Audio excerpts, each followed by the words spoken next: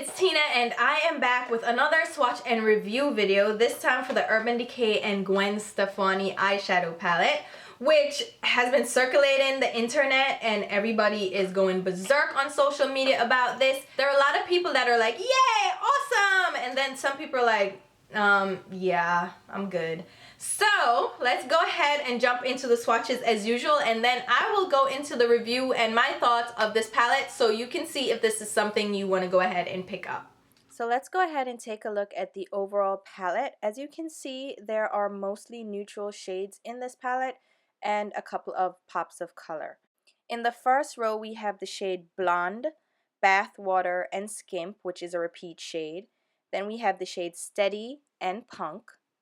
In the second row we have Baby, Anaheim, and Stark, which is another repeat shade, Zone, and Serious. And then in the final row we have the shade Pop, Harajuku, Danger, 1987, and Blackout, which is the final repeat shade. We're going to jump into the swatches, which I'm going to do on my arm, and I'm applying the eyeshadows over a light layer of eyeshadow primer, and I'm swatching using a Kat Von D eyeshadow brush.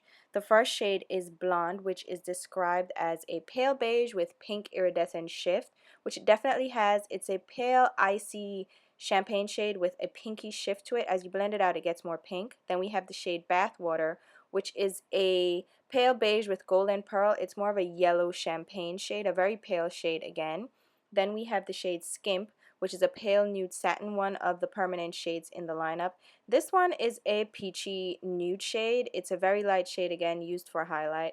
Then we have the shade Steady, which is a medium rose with metallic gold shift, which kind of is. To me, it's a peachy gold shade. It has good pigmentation. It's really beautiful. And then we have the shade Punk, which is a richly pigmented matte reddish brown. It's so beautiful. It surprised me at how creamy it was. These are the first 5 shades in the top row. Now we're moving on to the second row where we have the shade Baby, which is described as a cool metallic rose. This one is just a shimmery pinky champagne shade. Good pigmentation. Then we have Anaheim, which is a light taupe brown matte. This shade won't show up on my skin tone. It's really a great blend-in shade for me. Then we have the shade Stark, which is a repeat shade. It's a nude pink matte. This one is a caramelly, more beige brown. Again, a great blend-in shade. Then we have the shade Zone, which is a medium brown matte. Again, a great blend-in shade for me. It's a caramelly brown. This is going to work great in the crease for me. And then the final shade in that row is Serious, which is a smoky gray with iridescent floating pearl. And there you have it. Those are the second row of 5. Then we have the shade Pop in the third row, which is my least favorite of the lineup. You can see the glitter particles are flying everywhere. I really hate this formula, and the only way to use this is use it damp. Then we have Harajuku, which is a metallic blue pink with iridescent micro shimmer. It's a very pale shade, has very light pigmentation, not like a stellar shade. Then we have Danger, which is a deep metallic royal blue with blue micro shimmer. Pop of color, it's beautiful, it's intense. Then we have 1987, which is a bright metallic yellow gold. It's not bright, it's not metallic, it's just a subdued yellow gold shade. Then we have Blackout, which is just a matte black shade, and that's the repeat shade. And here you have all the shades swatched on my arm. There are a bunch of neutrals here, a bunch of light shades. As you can see, I have 3 blend-in shades here, which is perfect for me. Couple of pops of color. There are 2 shades that the pink one, Harajuku, and Baby, just you can skip.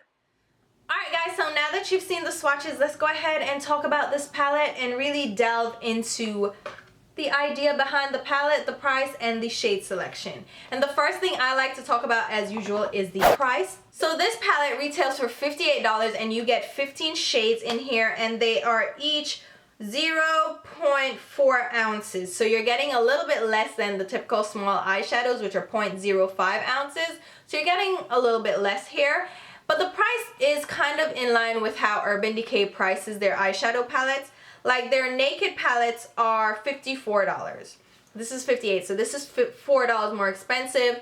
But this one has 15 shades versus 12 shades, so you're getting 3 more shades in here, but you don't get that dual-ended brush. But you do get a little sample card of lipsticks that will be debuting next year, I believe. And these are also Gwen Stefani created and overseen. So you do get that in the palette, but you're not getting a brush or any eyeliner or anything other than the 15 eyeshadows. So you can look at it that way. The Vice palette from Urban Decay is $60, which is $2 more expensive, but you get 20 eyeshadows versus 15. So I don't know, it kind of falls within the realm of Urban Decay pricing, which I always thought they were overpriced. I just think based on other brands on the market like Too Faced, Smashbox, Tarte, I think they can bring their prices down a little bit, but we've kind of gotten used to the price points, so $58 is what you're gonna spend. Now let's talk about the packaging, which is beautifully done from the box down to the palette. The box itself is a gold and white, and it has kind of asymmetric geometric markings with the lines, gold and white. It has Gwen Stefani right here in Urban Decay in gold. It's kind of a little plate that's bolted in. And then on the back of the palette, you have the eyeshadow colors, the shade names, and then it says, Gwen oversaw the design of every detail of this palette, from the case, inspired by her love for black and white graphic prints, to the shadows. The makeup connoisseur in Gwen had a hard time choosing just 15 shades, but when it came down to it, these were her must-have shadows. With an insane range of neutrals and a few jewel tones to mix things up, this is Gwen's go-to kit to create her most iconic look. Inside the palette, you have this pink and white polka dot print, which I thought was a fun girly touch, which I think Gwen, for me, she's edgy, but she's classy and kind of, her makeup is very subtle, but then she has a bright pop of lipstick, so, and an edgy liner. So I thought that was cute that she had a little girly flair on the box. Now the palette itself, which is what we're really here for, is kind of a thick, it's kind of heavy, weighted palette. It's a gold and white design. The metallic golden part of it, of course, is a fingerprint magnet, as we know, but you know, wipe it clean, whatevs. On the back, you have Urban Decay, Gwen Stefani, and just the information about the palette. Inside, you have like a little sheet, which is white cutouts. It reminds me of Othello or Connect 4. Do you remember that? Do you know that? Yeah, that's one of the board games it reminds me of. But it's a little cutout with white and black, which is kind of a nice touch. I thought it was nifty. And then on the front, we have that bolted down little plate with the Urban Decay and Gwen Stefani written on it. And it's still plastic, but it has like a metal feel to it. It's very beautifully done. I think the packaging is beautiful. It's just magnetized. There's no tab fit, so just be mindful of that when you're traveling. Make sure it's in a place where it won't just open, because the magnet isn't very strong. It can just open. Inside, we have a almost full-size mirror. It has a little black outline, and then on the mirror itself, which a lot of people have been mentioning, it says "Magics in the Makeup," which is nice, a nice little saying. The mirror is kind of, you have to, oh, it falls over. So it doesn't really hold itself up unless you're like at a 90-degree angle.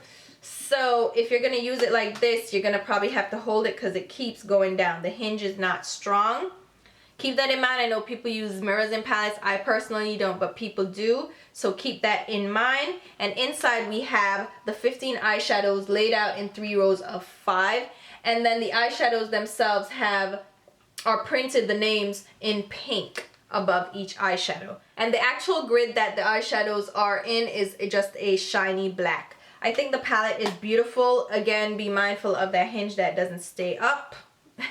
And the magnet that isn't really strong, but I think overall the design is really beautiful. It's edgy. It's very Gwen for me. It's classy, but it's edgy at the same time, so I really like the packaging. Now let's go ahead and really talk about the palette, the shade selection, the formula, and how I think this palette overall works. Now the biggest thing about this palette that a lot of people were saying is that, oh my god, it's so boring, it's just plain old neutral shades, who gives a crap, it's another blah palette.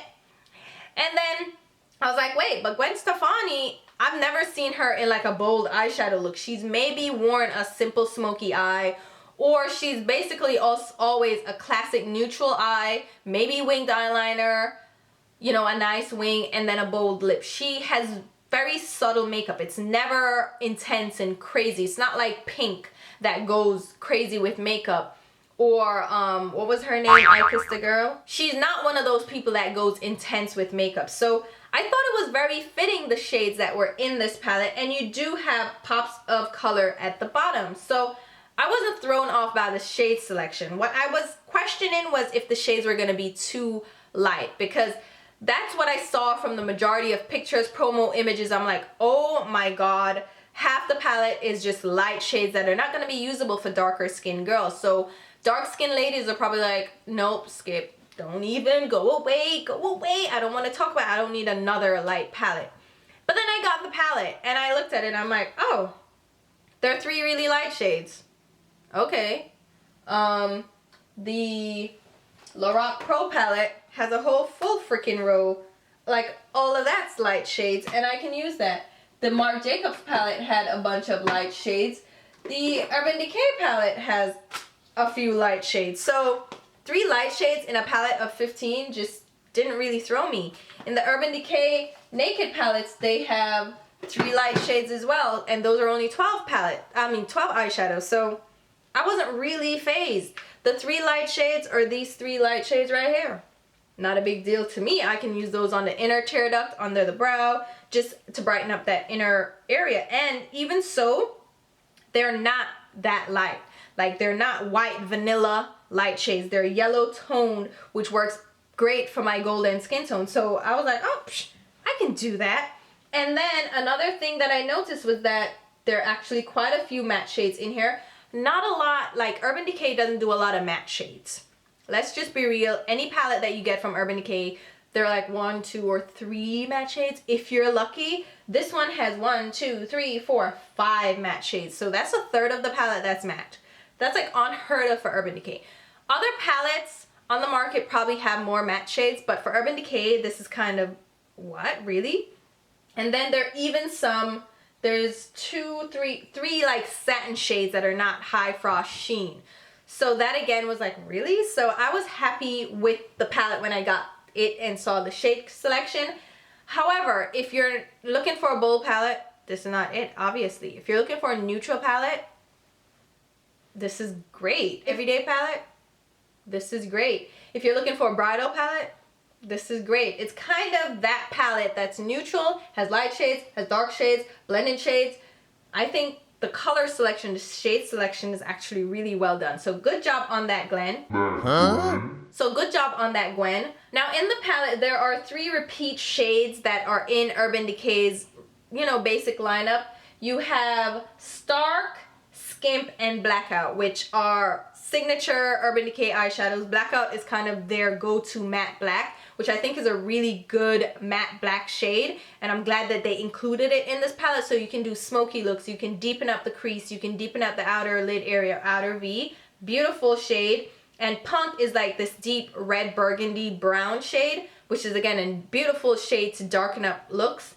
And then Stark, Zone, and Anaheim, they have like a light beige, yellow, peachy beige. Zone is like a deeper brown shade. Anaheim is more of a neutral brown shade. And these are good for blending out the crease, applying as a transition shade. There's no like, I would have to mix Zone and Stark to get like a good blending shade for me, but they're matte, so I can mix them and get a good blending shade. So I thought that was good, and Stark can be used for lighter skin tones. The highlight shades, like I said, there are 3 that I really stand out as highlight shades. There's Blonde, Bathwater, and Skimp. And a lot of people are like, the tones don't really differ enough, and that's a problem for them. For me, I don't mind, because Bathwater is more of a yellow frosty shade, with Blonde being more of a, it actually comes off as you blend it in, more of a pinky duochrome shade. So I think that's completely different. And then Skimp is more of a satin finish. So I think the finish and the reflex in them are different enough that they are different shades. They're unique shades. Unlike like the Naked 3 palette, I thought just didn't differ enough. Everything blends into each other. I think these have different undertones, so they work well. All the shades seem to work pretty well. The Danger shade, which is this deep navy blue shade, is probably the prettiest shade in here, and it works so beautifully. Such a beautiful shade. The questionable shades for me are Harajuku. She has those Harajuku dolls that go with it. And Pop, which are, Pop is a chunkier shimmer. Kind of chunky shimmer that Urban Decay is known for, but not the glittery shimmer, like Midnight Cowboy, not that glittery shimmer. This is more of just a chunky frost shade. So what I recommend with this one is to use it damp. Use Fix Plus, Smashbox Primer Water to really smooth it out and make it apply really metallic and really beautifully. Beautiful shade. In the inner tear duct, it actually works really well because it's a more concentrated, smaller area. Beautiful shade. And then Harajuku, again, I would use with a damp brush or a sticky primer. This one doesn't have the best color payoff, but it's a pink. It's a light pink. I don't mind too much. It's not too bad. And then this dusty yellow gold shade is 1987. It is actually a really nice yellow gold shade. It's not too intense. It's not too stark where you're like, oh my god, I can't wear it. It's actually a beautiful shade. And overall, I think the palette is nice.